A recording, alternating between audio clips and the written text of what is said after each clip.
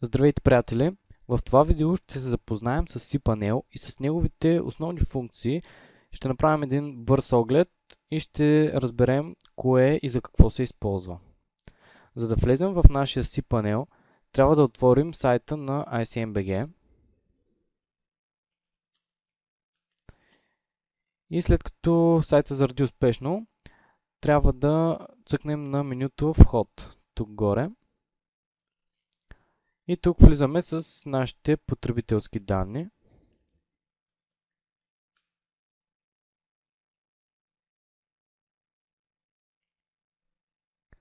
След като влезем, отиваме на споделен хостинг, избираме нашия хостинг план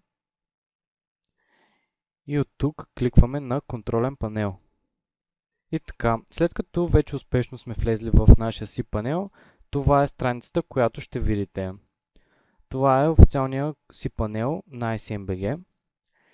И тук по средата можете да видите всичките функции на нашия cPanel. Отляво можем да видим Find функцията, чрез която много бързо и лесно можем да намерим каквото ни трябва в нашия cPanel.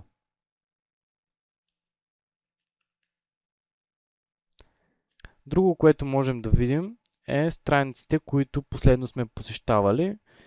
В случая почтенски акаунти, FTP акаунти, File Manager. Друго, което можем да видим е статистика. Тук виждаме кой е основният домейн на нашия акаунт. Виждаме коя е главната директория, в която е насочен нашия домейн. Виждаме от кой IP адрес последно е влизано в нашия акаунт.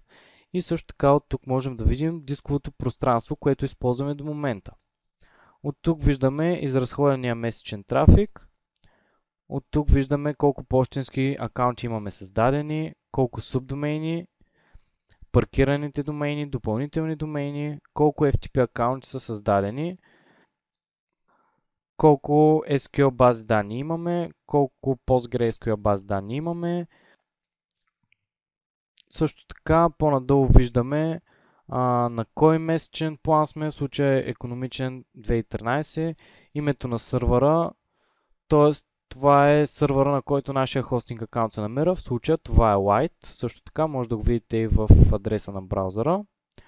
Коя версия на Apache се използва на този сървър, коя версия на PHP, версия на MySQL, архитектура, коя операционна система използваме, IP адреса на сървъра, където нашия акаунт се намира, пътят към SendMail, пътят към Perl, коя версия на Perl се използва, версии за ядрото и cPanel Pro.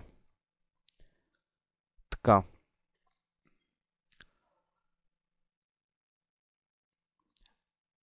В най-горното меню настройки виждаме някои основни и полезни функции, въведение, учебни видеоматериали, мястото, откъдето можем да променим своята парола, контактна информация, промяна на език и пряк път. От меню пряк път, т.е. можем да изкараме шорткът на някое от подменютата да ни стои тук на първо място, т.е. по-бързо да бъде достъпно. От меню почта можем да управляваме нашите почти и най-основно от тук можем да създадем нови почтенски акаунти, както и да променяме вече съществуващите. От Web почта можем да достъпим Webmail приложението, т.е. да контролираме нашата почта през браузър. И от меню Spam Assassin можем да се защитим от спам, т.е. да добавяме най-различни филтри. В по-нататъчните видеа ще се запознаем по-обстойно с mail функциите, както и с всички останали функции, които cPanel предлага. В следващото меню виждаме файлове.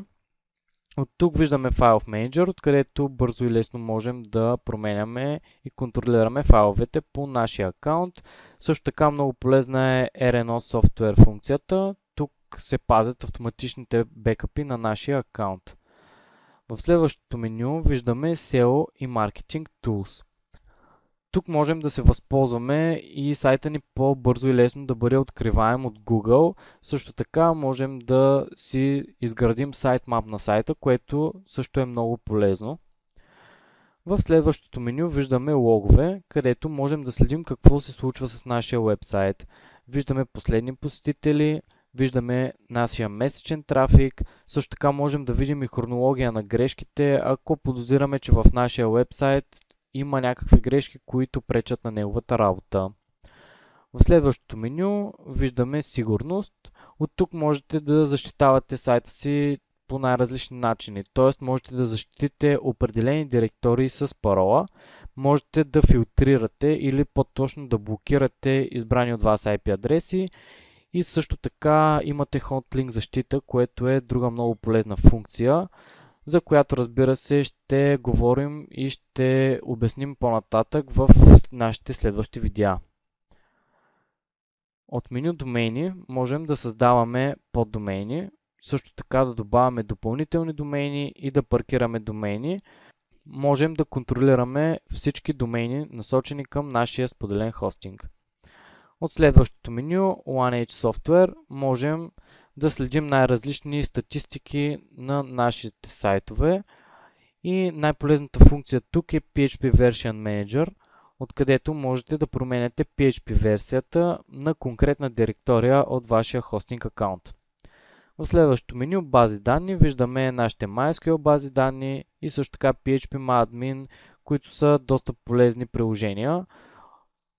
От MySQL бази данни можем да създаваме бази данни, както и потребители, а от PHP-MyAdmin вече можем по-задълбочено да правим промени в базите данни. От програми и допълнителен софтуер виждаме Cloudflare, CGI Center, конфигурация на сайта. Cloudflare е доста полезна функция, която предпазва нашия сайт от DDoS, също така оптимизира неговия трафик. По-надолу виждаме допълнително, тук виждаме страница за грешки, крон задачи. Можете да създавате крон задачи, като не забравяйте, че тяхното време за изпълнение трябва да е не по-малко от 60 минути. Тоест, ако една крон задача бъде изпълнявана по-често от 60 минути, тогава може да има грешки в нейното изпълнение. В следващото меню Softaculous можете да видите и да инсталирате най-различни приложения, които да се достъпят върху вашия хостинг акаунт. И надолу виждаме ICMBG Tool. От тук можем да виждаме CPU Manager, както и Process Manager. Можем да виждаме нашето процесорно натоварване и да следим какви ресурси нашия хостинг акаунт използва. И така, в нашите следващи видеа ще се запознаем малко по-подробно с всички тези функции на cPanel, ще разберем коя за какво се използва и как можем да ги настроим. До скоро!